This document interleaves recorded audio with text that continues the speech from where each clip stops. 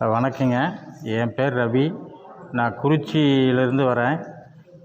7 வருஷமாக பையனுக்கு ஜாப் கிடைக்காதனால ஒரு வேண்டுதல் வச்சுருந்தோம். குருவரடியூர் சாய்பாபா கோயிலில் தேங்காய் வச்சு பூஜைக்கு கொடுத்துருந்தோம். 9 வாரம் வந்துட்டு போனோம்.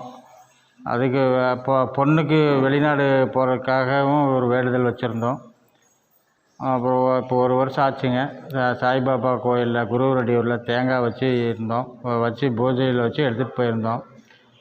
அவர் பையனுக்கு கவர்மெண்ட் ஜாப்பு கிடச்சிருச்சு.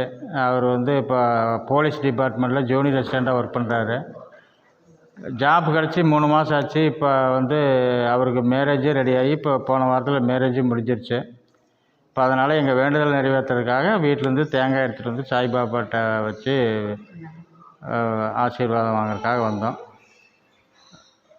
பொண்ணுக்கு வெளிநாடு போகிற ஆப்பர்ச்சுனிட்டி கிடச்சி அவங்களும் வெளிநாடு ஜாப் கிடச்சி போயிட்டாங்க. அவங்களும் நல்லா இருக்காங்க. 1 வருஷம் ஆகுது அவங்க போய். 2 பேர்த்துடைய தேங்காயும் சாய்பாபா கிட்ட வச்சு ஆசீர்வாதம் வாங்குறதுக்காக வந்திருக்கோம்.